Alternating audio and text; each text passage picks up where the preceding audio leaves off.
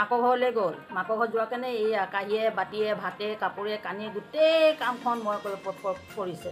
তাতে তাৰ গিৰিয়েকটোকো ৰন্ধা বঢ়া কৰি খুৱাব লাগে। নিজৰো কঁকালৰ বিষ। মাকৰ ঘৰত গ'ল আজি 3-4 দিন পাৰেই হৈ গ'ল। ফোন এটা কৰোঁ ৰ কেনেকুৱা কি হয়। কাঁহী বাতিখিনি ধুই ধুই আমনি লাগি গৈছে। ফোন এটা কৰি কিনে তাইক মাতিম। তাই মোৰ ফোনটো পটকৈ তাই ৰিচিভ নকৰে। ফোনটো আহিলে তাই নেদেখা নিচিনা কৰে। এনেকুৱা বোৱাৰী হয় মোৰ। খবৰ খাতিটো নলয়েই। কেইদিনমান হ'লে তই কেতিয়া আহিবি ঘৰলৈ সেইটো ক। ফোন নকৰ শাহুৱে মৰিলে নে বাচিলে, কেতিয়া আহিবি?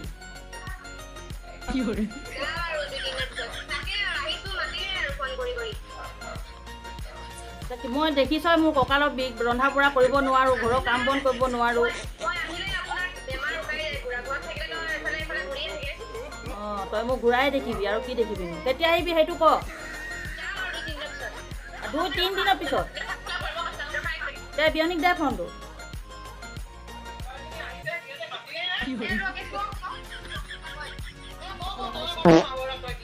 তই পঠিয়াই দিব আকৌ বোৱাৰীজনীক। আপুনি বিয়া দিলে বুলি ছোৱালীজনী হেৰি কৰি নাজানে নেকি পঠিয়াই দিব লাগে? মোৰ গাটো ভাল নাথাকে, কঁকালৰ বিষ, পঠিয়াই দিব ছোৱালীজনীক। সেইটো কথা নহয় ন, ঘৰতো কাম বন থাকে ন, বুজিব লাগে। এজনীয়ে বোৱাৰী, আমাৰ 10জনী বোৱাৰী নাই নহয়। এজনী গ'লে বোলে এজনী থাকিব।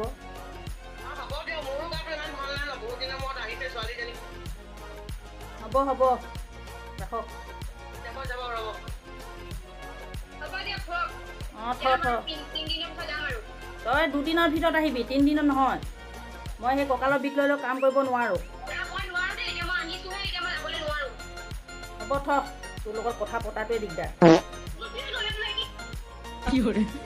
ইয়াত খেচেৰি বোৱাৰীজনী যে ইয়াত খেচেৰি। আৰু আমাৰ এই বিয়নীজনী একদম মাকজনী শিকাই ছোৱালীজনী বেয়া কৰিছে। আগতে আমাৰ বোৱাৰী এনেকুৱা নাছিলে।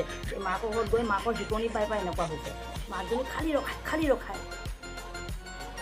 শুনিলে নহয়, মাকেও নপঠিয়াই, জীয়েকেও নাহে। মাকজনীয়ে জীয়েকজনী গ'লে খুব ভাল পায়, গাঁও ঘূৰিব পায়। জীয়েকে ৰান্ধি গালে থয় আৰু মাকে আহি কিনে টাইমে খাবলৈ পায়। ক'ত জীয়েকক পঠিয়াব? মই লাগিলে মৰোঁ দিওঁ, সিহঁতৰ একো মতলব নাই। সেই জীয়েকজনীও তেনেকুৱা, গাঁও ঘূৰি ভাল পায়। সেই মাকজনীও সেনেকুৱা। অকল মানুহৰ ঘৰে ঘূৰি অকল মাকজনী খাব আৰু জীয়েকজনী থাকিব যাব। এদিনৰ জেগাত 3 দিন ৰখাই লয়। সেনেকৈ জানো মানুহৰ ঘৰত বোৱাৰী থাকে জানো? মই কিন্তু বিৰাট বেয়া পাওঁ এইবিলাক বোৱাৰী মানুহৰ খাচলত যে এনেকুৱা নহ'ব নালাগে। তাৰ গিৰিয়েকৰ এতিয়া কাপোৰ কানিখিনি এতিয়া এই দেহাত মই ধুব লগা হৈছে। সেনেকৈ কৰিব নাপায়।